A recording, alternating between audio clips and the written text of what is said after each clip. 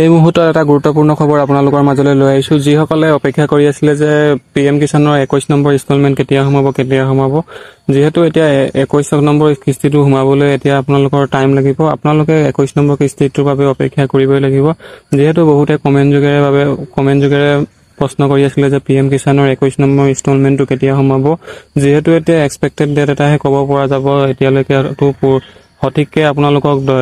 ডেটটো দিব পৰা নহব আপোনালোকৰ যদি পিএম কিষাণৰ 21 নম্বৰ ইনষ্টলমেন্টটো পাবলগীয়া আছে তেন্তে ভিডিওটো শেষলৈকে চাই থাকক আপোনালোকে সকলোখিনি তথ্য বুজি পাই যাব পিএম কিষাণ 21 নম্বৰ ইনষ্টলমেন্টটো আপোনালোকৰ অতি শীঘ্ৰে সোমাব আপোনালোকৰ এক্সপেক্টেড ডেট এটাহে ক'ব পৰা যাব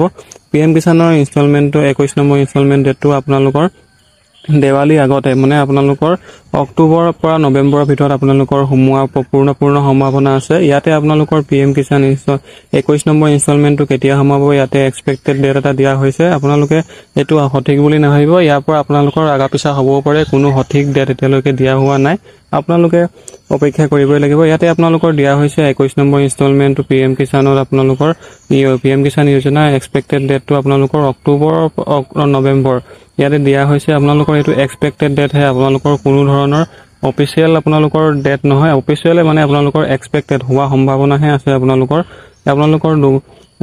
এটো আপোনালোকৰ অক্টোবৰৰ পৰা নৱেম্বৰৰ ভিতৰত হোৱা সম্ভাৱনা আছে পূৰ্ণ আপোনালোকে যদি 21 নম্বৰ ইনষ্টলমেন্টৰ বাবে অপেক্ষা কৰি আছিল কেতিয়া সোমাব পিএম কিষাণৰ 21 নম্বৰ ইনষ্টলমেন্টটো তেতিয়া হলে আপোনালোকক জনাই দিও যে আপোনালোকৰ অক্টোবৰৰ পৰা নৱেম্বৰ মানে অক্টোবৰ লাষ্টৰ পৰা আপোনালোকৰ নৱেম্বৰৰ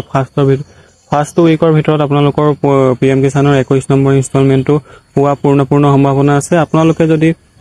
20 নম্বৰ 21 নম্বৰ ইনষ্টলমেন্টটো পোৱাত আপোনালোকৰ কিছু অসুবিধাৰ সন্মুখীন হৈছে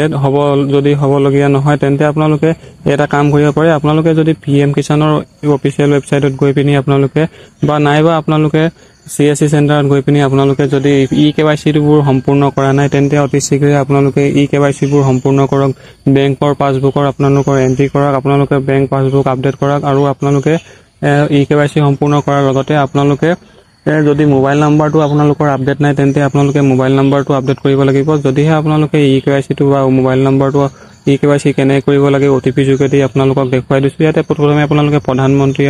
আপোনালোকৰ পিএম কিষাণৰ আপোনালোকৰ অফিচিয়েল ৱেবছাইটত যাব ইয়াতে আপোনালোকে হোমফালে দেখিব KYC ইয়াতে আপোনালোকৰ OTP বেছ KYC লিখা আহিব ইয়াতে আপোনালোকে আধাৰ কাৰ্ডটো মাৰিব ইয়াতে আপোনালোকৰ আধাৰ কাৰ্ডৰ নাম্বাৰটো মাৰিব ইয়াতে আপোনালোকৰ 12 ডিজিট যেটো আধাৰ কাৰ্ডৰ নাম্বাৰ থাকিব আপোনালোকে হেতু মাৰিব এটা কথা মনত ৰাখিব যোনটো আপোনালোকৰ আধাৰ কাৰ্ডত ফোন নম্বৰ দিয়া আছে সেই আপোনালোকৰ ফোন নাম্বাৰটো জৰুৰী হ'ব আপোনালোকে লগত লব লাগিব যদিহে আপোনালোকৰ ফোন নাম্বাৰটো আধাৰ কাৰ্ডত দিয়া যেটো ফোন নম্বৰ হেতু লগত নাই তেন্তে অসুবিধাৰ সন্মুখীন হ'ব যেহেতু OTP আহিব আধাৰ কাৰ্ডটো ইয়াত মৰাৰ লগে আপোনালোকৰ তাত OTP আহিব আৰু OTP দি পিনি আপোনালোকে আধাৰ কাৰ্ডৰ KYC টো সম্পূৰ্ণ কৰিব পাৰিব ধন্যবাদ